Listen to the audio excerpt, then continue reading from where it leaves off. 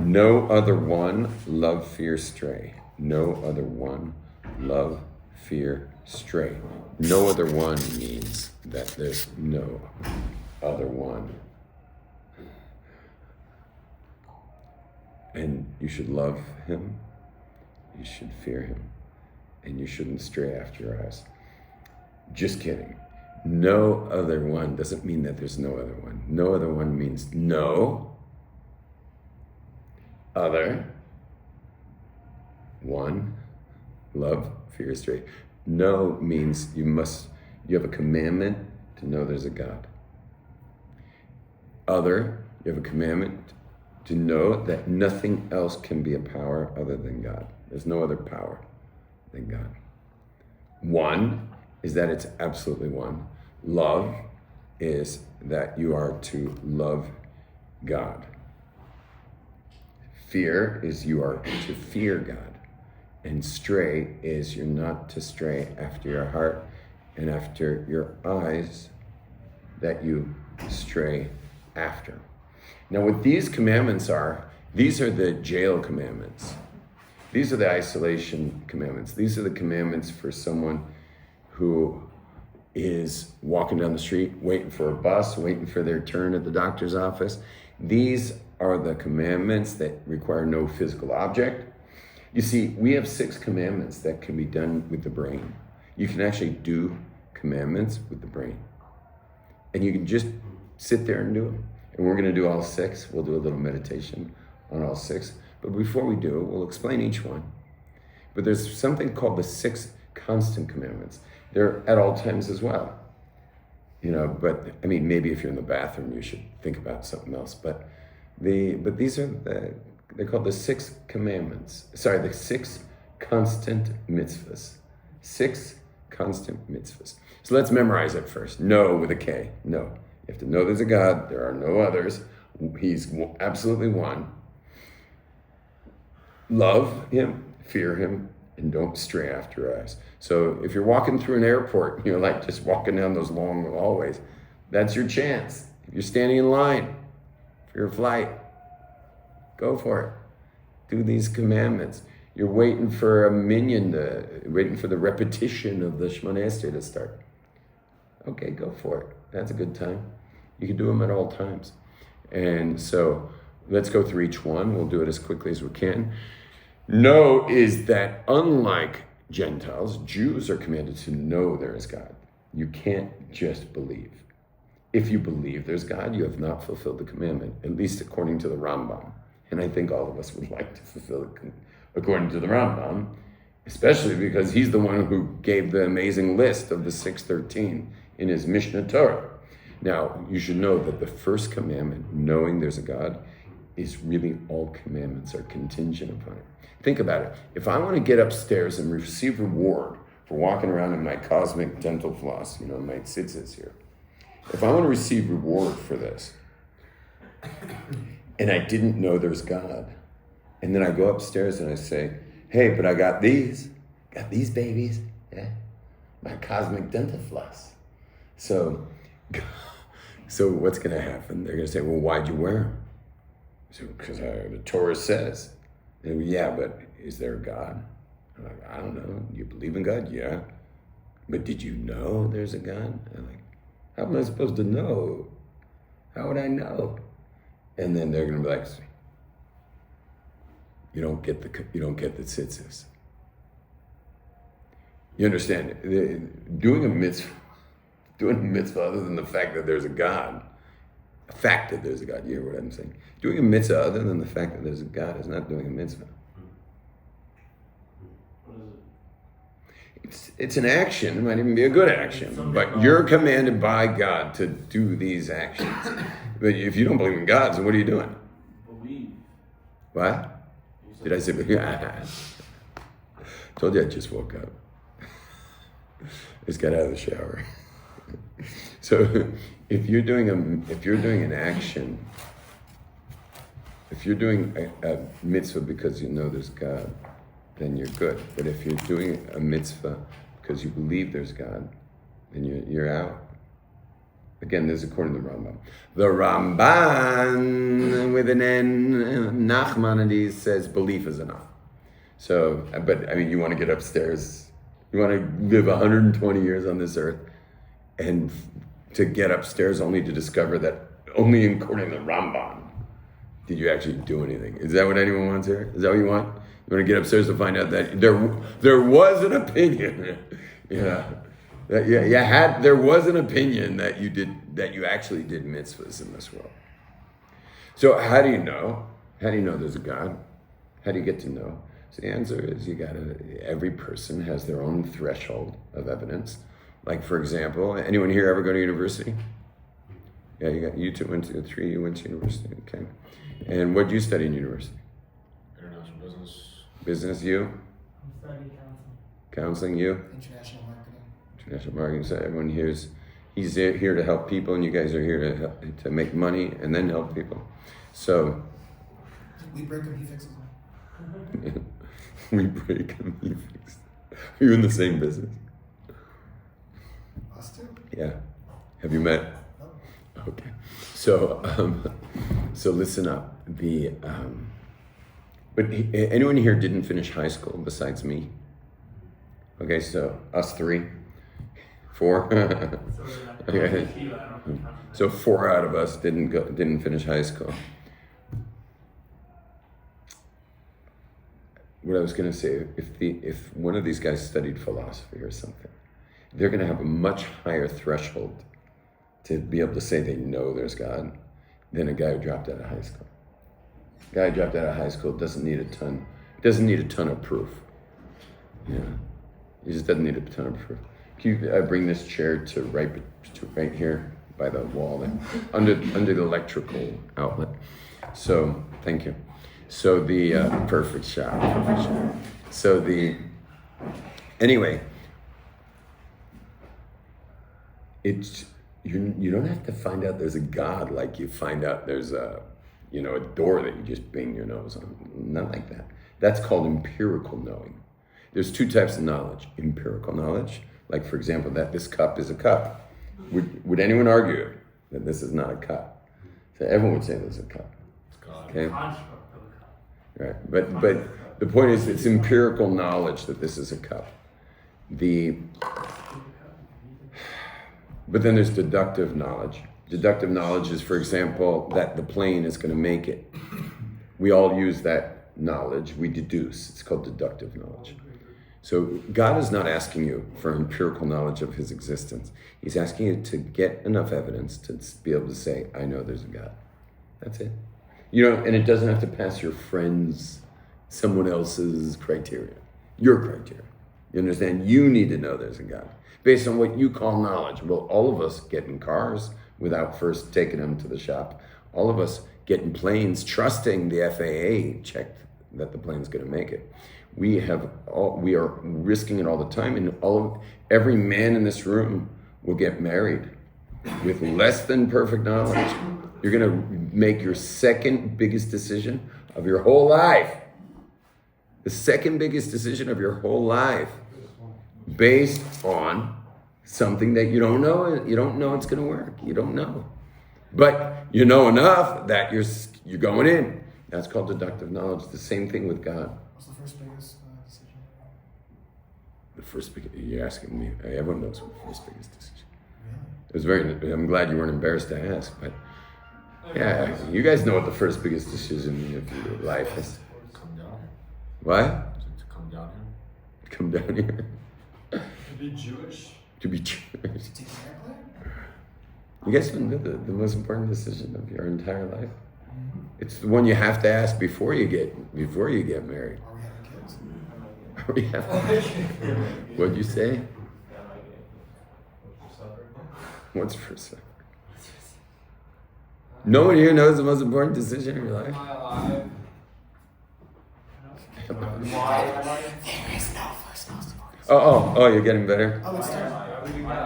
It starts at the second. Yeah, but the most important decision of your life is what's your life about?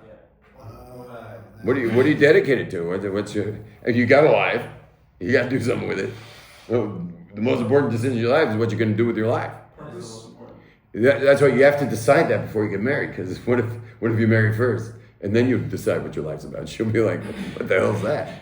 Who says my life's about that? Like, we're getting divorced. You have to know what your life's about before you get married.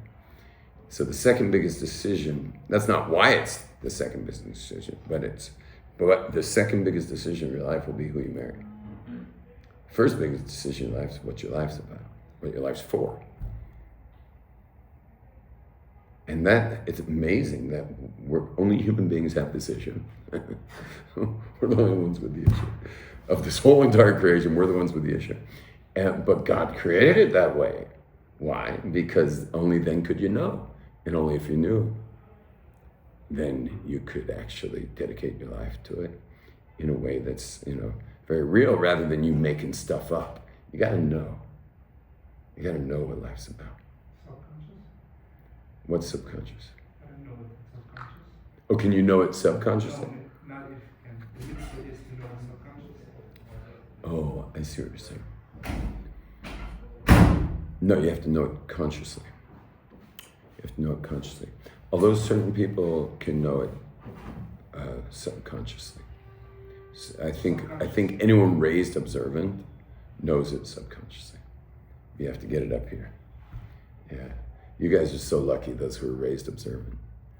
And you ever jealous sometimes of these guys raised observant? Sometimes.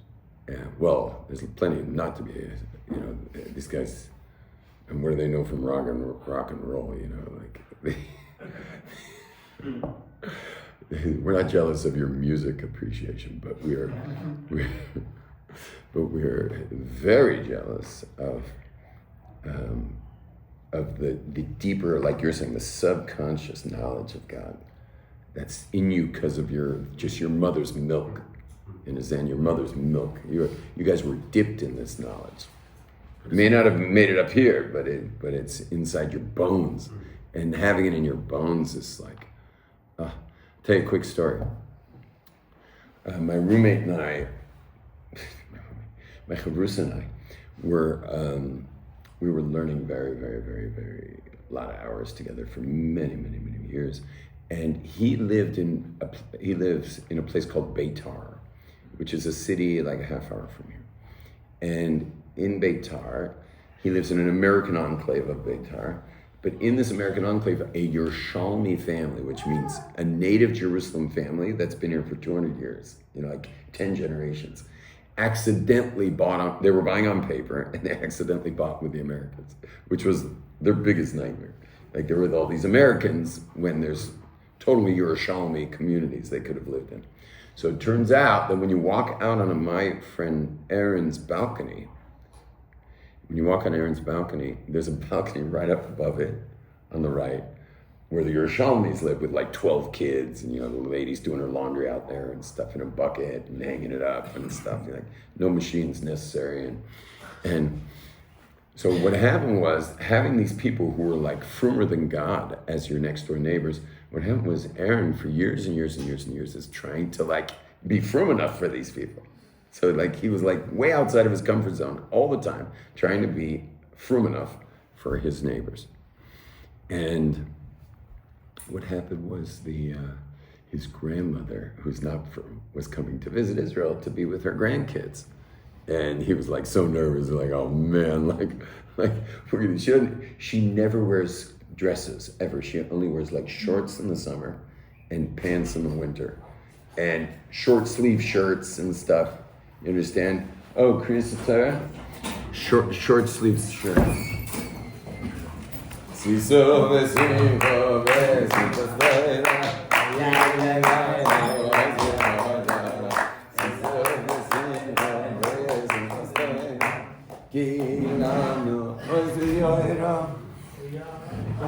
Anyway, you gonna lock it again? So anyway, his grandma's coming, and there's nothing he can do, and it's his grandma. He can't tell her, please buy firm clothing to wear. There's nothing he can do. So he's figuring out, we'll just try to hide her, So meanwhile, the lady upstairs, she's doing the laundry on her balcony, wearing like one of those like helmets. What do you call the Hasidic lady helmets they wear? What are those things, turban or something? Red baskets. I think it's called a turban. Turban. But it's not a turban like you think. It's like it's a little like swimmer's helmet type thing. That's called a spitzer? No. So anyway, she's up there doing her laundry. Grandma comes in, says hi to Aaron, says hi to the wife, says hi to the grandkids. And of course she's from California. She sees the sunlight outside. It's beautiful. She just goes right outside onto the balcony. And she comes out, she sees this lady upstairs. And she looks up to this Rebbe and she goes, Shulam Aleichem. And the lady looks down and says, Aleichem Shulam. And next thing you know, they're gabbing away in Yiddish, the two of them. And eventually, she basically invited her up. So now she's up in the neighbor's house. And she spent 6 weeks by the neighbor all day long. Wow. Yeah, 6 weeks. She would only come down for like meals and like stuff, Shabbos meals. They were like best friends, Grandma and this lady. So the whole time, Aaron's like, what in the world's going on here? Like, I'm trying to get in with these people. And Grandma comes and it's just like she's in. But Aaron's like a genius. Like this guy's like does a lot of thinking. So he finally figures it out. And what was the answer? He says, Grandma's a Freie Yid. I'm a Fruma guy. Grandma's a Freie Yid. Grandma's a secular Yid, Jew. She's not from, but she's a Yid. Something about her upbringing, something about what she was dipped in. When she was probably from New York, she probably was post-war. She was definitely post-war. Raised in New York, made it to California. She was a Freie Yid. Whereas Aaron, who was raised like a Goy, he was raised as if he was a Gentile, is a Fruma Goy. And so, there is a very deep subconscious reality, a vibration, a shame even. I sense a shame on anyone raised observant that Bali Tshuva don't have. There's a certain shame on your face. It's a very good shame. It's a shame that speaks of conscience and guilt. There's a limit to how far he can go to still be able to look in the mirror, and it's something that a Bala Tshuva has to develop in himself to get that level of shame, that he would have that kind of conscience about him. And so let's just leave it as this. Anyone who's listening to this right now, who's raised observant, must call his parents before Shabbos and thank them for raising them observant. Got it? Everyone agree? You'll do that? Yeah, for stuff you can't even articulate. You'd never be able to articulate things you've gotten from being raised observant, that you're going to call your parents and say, thank you. Thank you for raising me observant. And you should know that creates a deep trust, because trust is all vibrational. You can sense when someone's not gonna fulfill, they're not gonna be trustworthy. You sense it. Trust is purely vibration. The guy can tell you all he wants, how trustworthy he is. If he's trustworthy without his words, The guy keeps telling you, this is Curtis, man, Curtis. And you're like, yeah, I know Curtis. Curtis is about to rip me off. That's what I know about Curtis, It doesn't matter what they say. You sense that, Curtis is a scoundrel. So thank your parents for putting inside you this very trustworthy vibration, this deep emunah. So the first mitzvah is to know, and everyone's got their own version of know. What it took me to know there's God is not what's going to take the guy standing next to me to know there's God. But you do have to know. The other one is others. There's no other gods. There's nothing that has power other than God. Now, it could have lowercase p power. Money has power. Lowercase p power. Money has power. People have power. You know, women have power. And, you know, wealthy people are powerful people. And there's certain rabbis who are very powerful. There's Kabbalistic rabbis that are also powerful in like an oogly googly kind of way.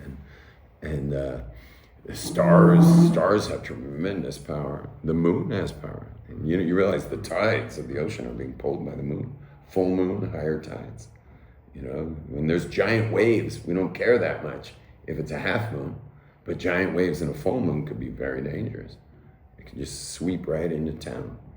And so all of these things are very powerful, but they're lowercase p powers. And you're not allowed, you as a Jew, and a Gentile also, Gentiles are commanded, the first two, Gentiles are commanded. So you have to.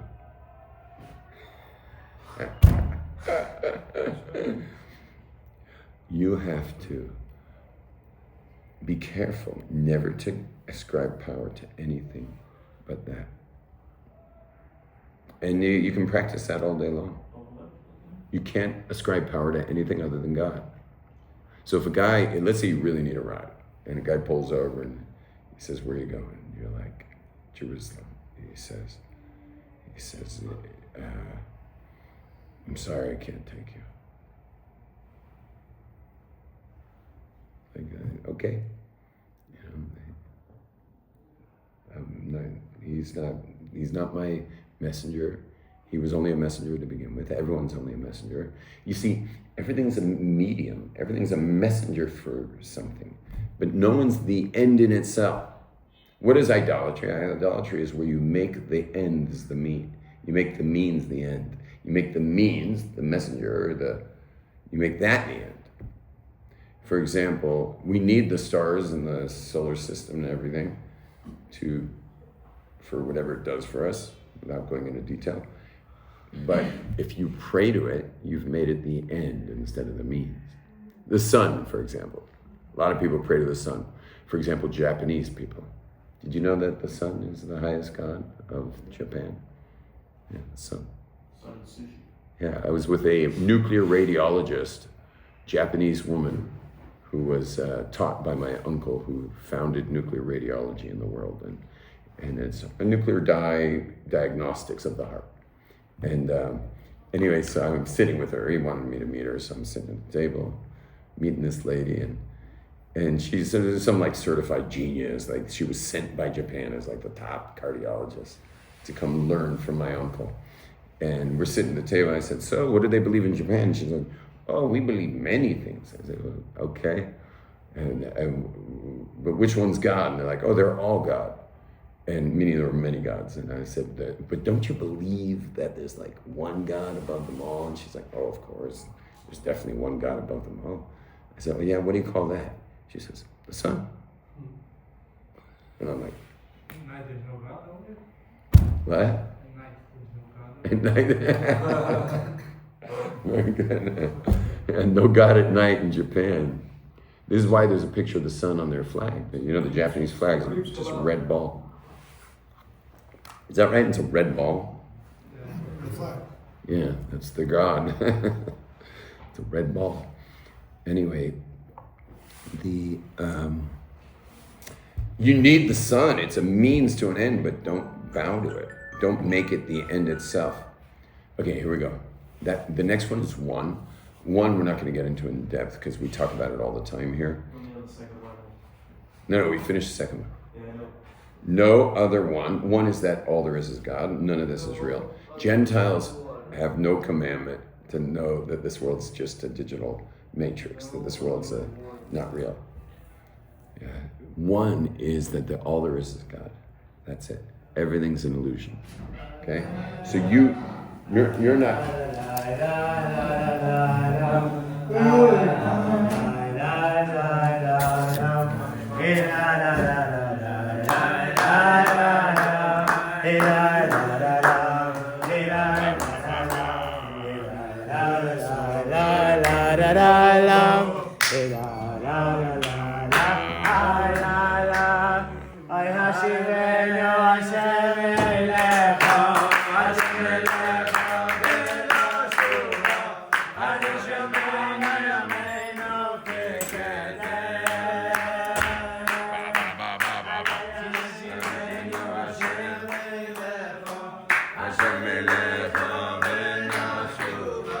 Adejameno Yameno Kekede Hashiveno Shemede. So here we go. Someone wrong? 5.50. So, anyway, so no, there's a God. There's nothing other than God. You're not allowed to ascribe power to any other thing, including money. One is that all there is God. All there is God. One. That's all there is. He's absolutely one, but he's one with no other. And nothing's separate than God. Because the second you say something separate from God, he's no longer one. There may be one of him, but you see, Gentiles' version of God is that there's a God out there, and there's only one of him. Jewish version isn't that there's one God, it's that God is one. You hear the difference? Nowhere in our Torah, nowhere in the entire Torah says that there's one God. It always says that he is one. Indivisible oneness, meaning there's nothing outside of him either. He's an infinite oneness, absolute oneness. Okay, got that? So that's a pretty cool one. So let's say you're sitting in a doctor's office waiting for your turn, and you're just sitting there, and you're just like, after a while, you let the whole room just become divine. Like the whole thing is part of God. You're part of God. The waiting room's part of God. You're just in this cosmic realm, waiting for your doctor's appointment. And God's one with the doctor as well. Maybe that's a good kavanah to have before a tooth extraction or something. So the love is that you have a mitzvah to love God, a commandment to love God. And that's a bit of a strange one, because how can I command you to love something? It doesn't make any sense to command someone to love something. Like you imagine someone takes you out to the forest because they really love this particular part, and they spend the entire hour explaining why you should love it too. And you're like, listen, it's nice, but like I got some of my own favorite spots, and they're like, no, you gotta love this spot. And they just keep going and going and going. So you gotta love Hashem. But it's really like, how do you get commanded to love Hashem? So one of the explanations, I'm not gonna go into many explanations, but one of the explanations is because he loves you. And then there are a lot of people who love people because they love them. You probably love your parents because they love you. Do you really love your parents that much? Have you ever sat down to think about why you should love your parents? Probably not. But they love you and you love them. And it's probably because they love you so much. There are these people in the world that love you that much. And the fact that there are people who love you that much means that you probably love them that much back. So the same thing with God. As God orchestrates your entire life as if you're the only person on the planet. You ever thought about that? You ever thought about how you're walking down the street and God's orchestrating everything around you? And you start to wonder if anyone else has free will. I clearly do, but maybe you don't, because you're getting orchestrated around me. Or maybe I don't, because I'm getting orchestrated around you. Everything's happening for you. Everything. And so after a while, you start to realize, wait a second, I'm inside a digital simulation where everything seems to happen around me. I'm clearly the star of this film. You understand? If I walked around with a stick, with a camera at the top, like a GoPro on the top, and I walk around, and you're home, you're sitting on the toilet watching your phone while I'm walking around with my stick. So are you going to have any doubt where the center is up there as I'm walking around? Now I'm walking through Ben Yehuda Street, now I'm walking through Shuk Machane Yehuda. Do you have any doubt where the center is? It's right there. It's at the top there. That's you. That's your brain walking around with the whole world shooting by all around you. It's crazy. But you realize that you're in this most incredible movie ever made, Best speaker system, best camera system. What do you think of the cameras? Pretty amazing, right? Perfect sound. And who is it all surrounding? Who is it all happening around? It's happening around you. And you and all of us, because simultaneously, how many billion? 8 billion people are the absolute, 8 billion people are the absolute superstar of the most amazing movie ever made. And it's going to follow you all the way till bedtime. And you'll be in bed tonight just going like, good night. Because you're in the middle of this amazing film. And it's all happening around you. And it's not possible that any of this is happening without God. So it's another level of knowing. That how could it be that everyone's life is orchestrated exactly like this? Meaning one guy's bummed because his coat just spilled on the stairs going down to the hotel. So he takes the can, throws it away. On his way back up from the hotel, he sees there's like 200 ants having a kiddish. Because it's not just you, it's them. I mean, those ants apparently needed some kind of a sweet drink. And so you perfectly knocked it over. There's all the ants. Are they also a superstar? They're not conscious, but yeah, they're all superstars. And then comes along an anteater. Vacuum. The anteater comes and vacuums up the ants with his big snout. And then what? What do they call the anteaters? They have another name. Aardvark. Aardvark. Yeah. And next one comes in that eats the aardvark. It's just a perfect, you understand what a perfect system it is. It's crazy perfect. Actually, it makes me You know, the only one who messes up the system of this planet is really us. The only one who messes up the earth is human beings. But if human beings would just get off the earth for just 200 years or something, this whole world would reset itself perfectly. Perfectly. I mean, it's such an orchestrated system, but it's even orchestrated with us, and whatever damage we're going to cause, God can handle that. Whatever crazy world we're going to make of this place, he'll deal with that. Because he's God, and none of this even exists, because that's back to the mitzvah of one. It's all him anyway. So whatever you mess up is part of the whole thing. So nuclear war, no problem. No problem. You think God can't handle a nuclear war? To God, nuclear war is like it's like, okay, now they're going to destroy themselves. You know? Yeah, they're going to try to destroy it. Right, but they could only succeed with God's permission, you know? So this whole thing's perfect. So that's no other one. Love. So you see that you can love a God who's running your whole life like this. And even if your life's going rough, give him this scene.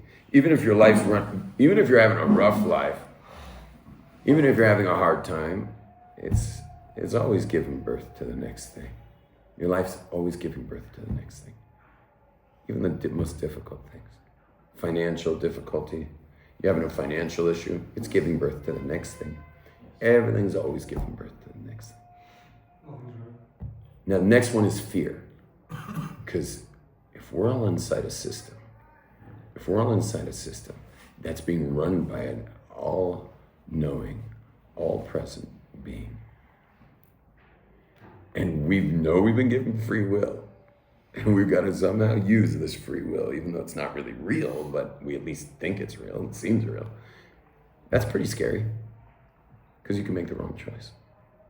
He'll fix it. You know, you can press the nuclear explosion. Wrong choice. He'll deal with that.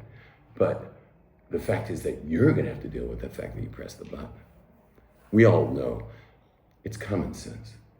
There's no way that there's not consequence for your choices. Just look at it really simply.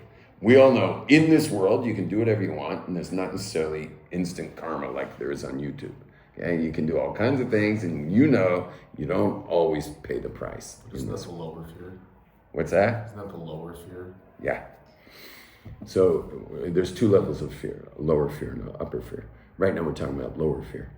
And this is the basic one that you have to think about all the time.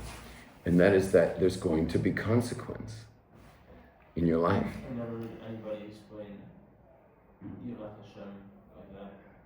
Oh, really? No. Right, So, right, simple, right? It's like, I know I have free will. No one's gonna argue I don't have free will. And I also know that it doesn't really matter most of the times what I choose. There's not a lot of consequences that I see.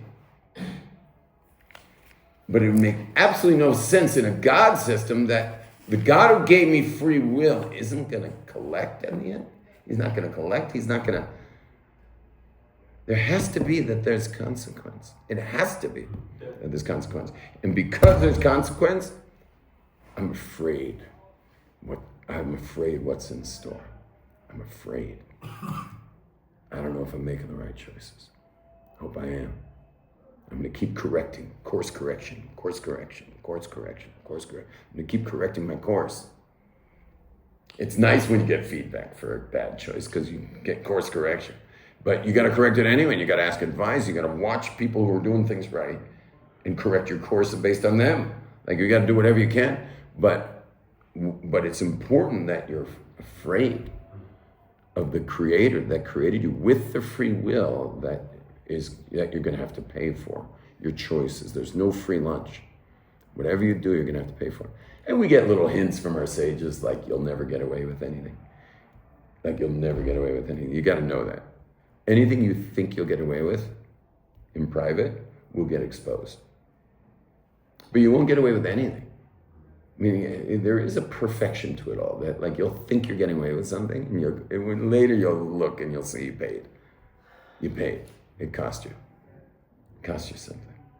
And it's a perfect system. There's no getting away with anything in this world.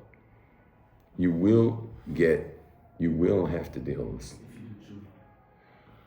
Yeah, you do tshuva, then you can get away with it. But you can't do it knowing you're going to do tshuva. Yeah, the pay will be the painful tshuva. But there's another thing our sages say, which I kind of hinted at just now, is anything someone does in private because he'd be ashamed of it, he will get exposed publicly for it. So, and yet you still meet people stupid enough to get dragged into these things.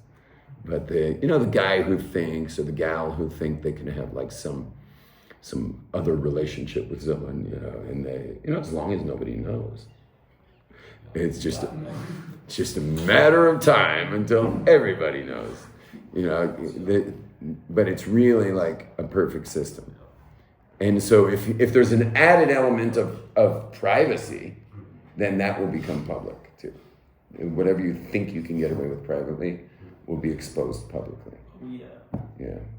It's very interesting how that works. So so that's fear. There's an upper level fear, and the upper level fear is the kind of fear that that's more the shaking fear, the Haredi fear, like that. Haredi means to shake. There's a more shaky fear. It's like awe, the shaky fear is like, seeing the Swiss Alps the first time could be pretty blow you away. And so that shaky fear comes only for the person who is able to contemplate the reality of God to the point of shaking. And once you're able to do that, I think you can do it at all times. Once you're able to do it, meaning if you've steeped your mind, for Yiddish speakers here, steeped means like you'd steep a tea bag in tea. It's called steeping your tea.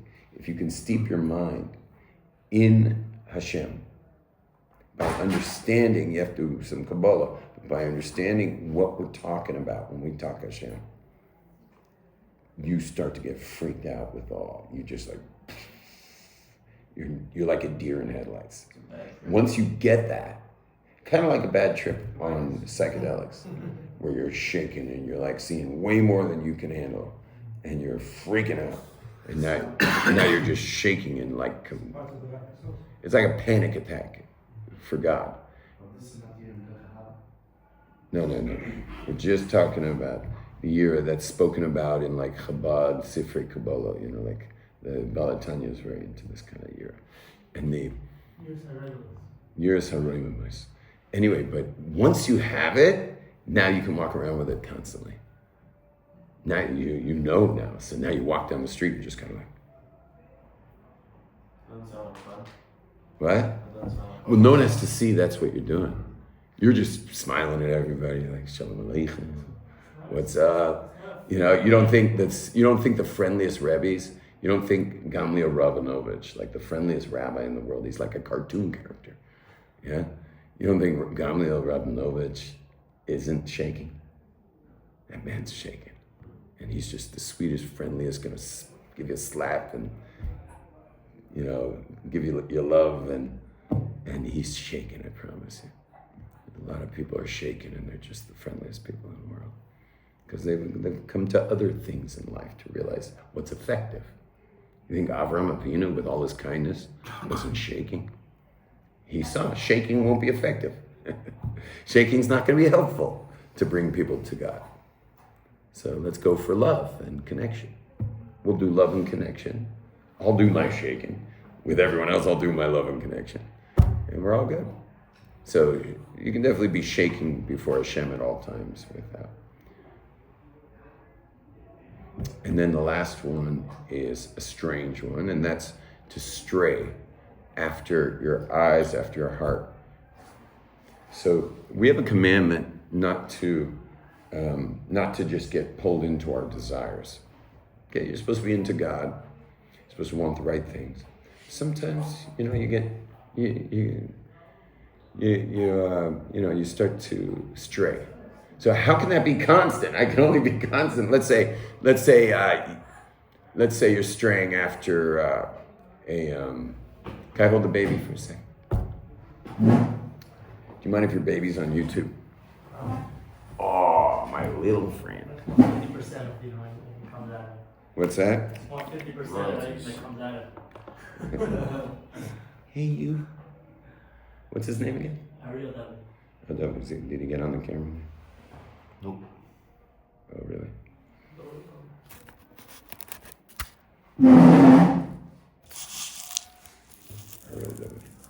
Anyway,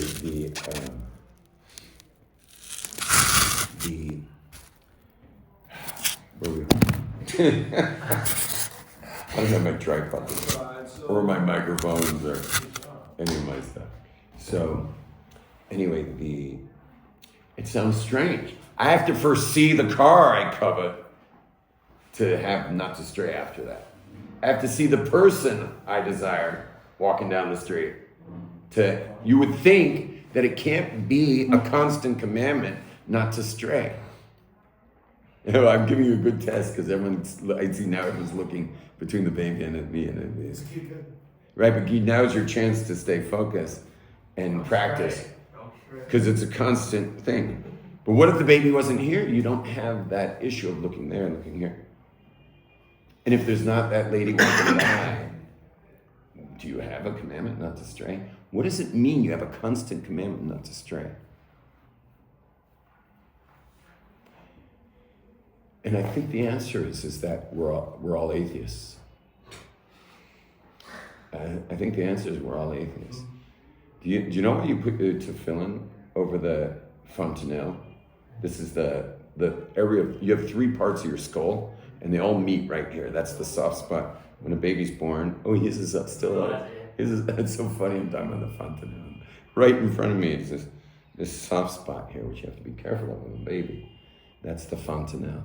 I love the name fontanelle because it means fountain of God. Fountain, fontanelle, the fountain of God. I made that part up. I mean, the name is the fontanelle, but I call it the fountain of God. So that's where we put the tefillin. We put it over our fontanelle and a little forward from the fontanelle.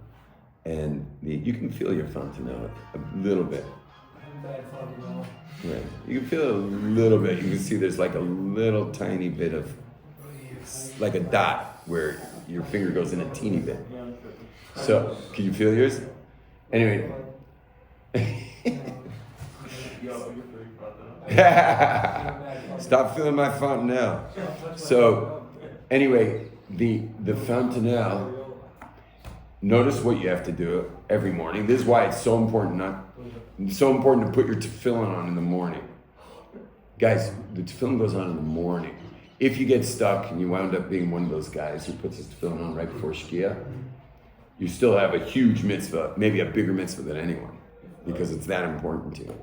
So you're like, pulling your car over in a gas station, asking everyone who pulls in off the highway, who has tefillin, who has tefillin?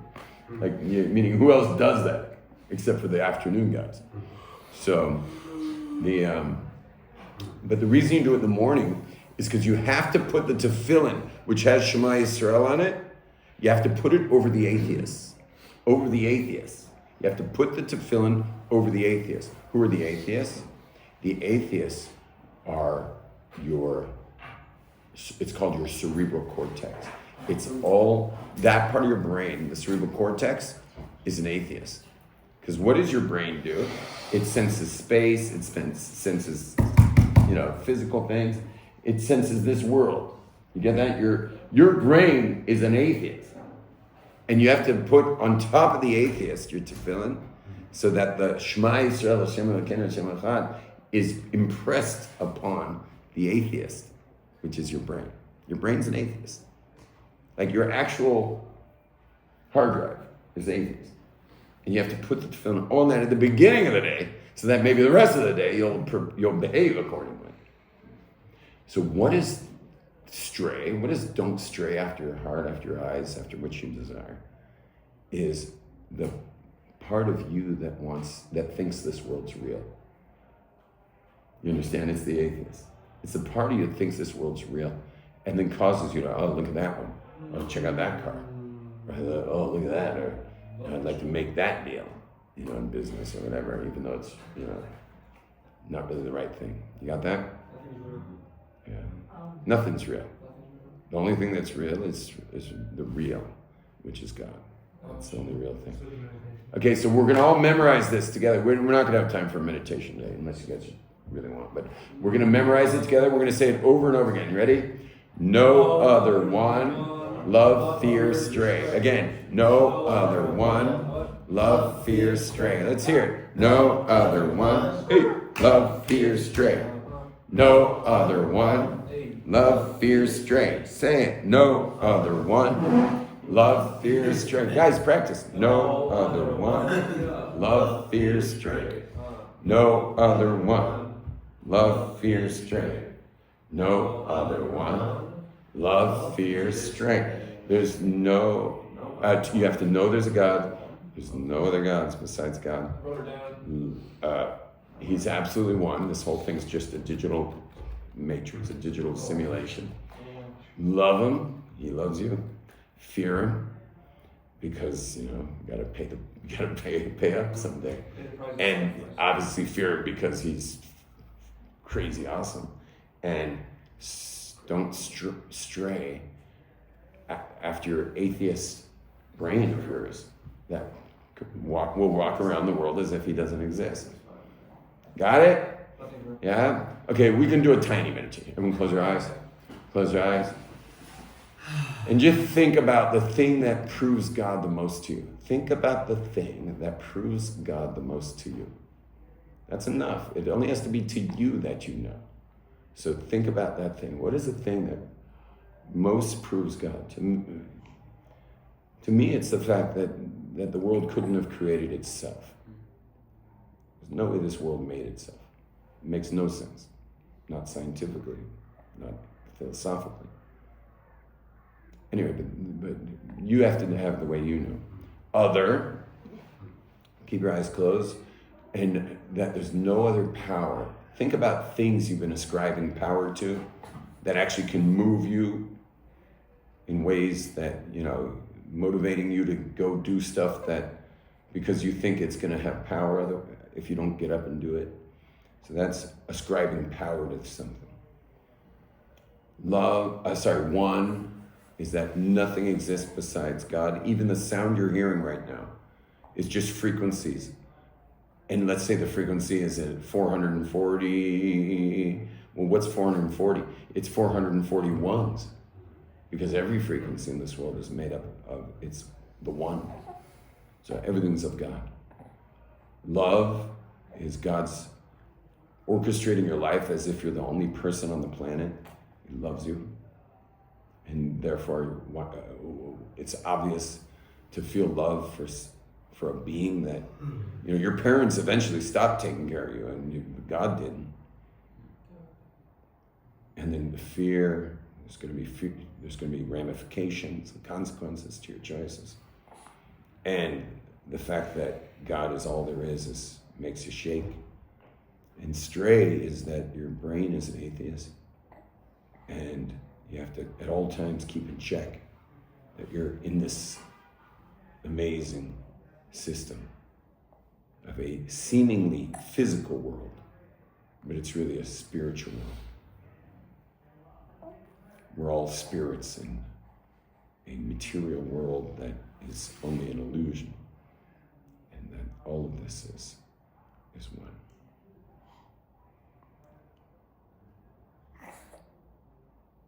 And now take your right hand, cover your eyes tight, so all you see is that nothingness that formed the whole somethingness. Taking a deep breath. And as you exhale, say Shema Yisrael. Shema Yisrael Adonai Eloheinu Adonai Echad.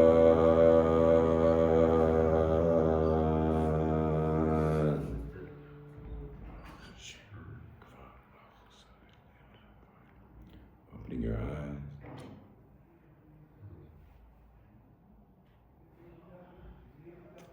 Aren't you glad you asked?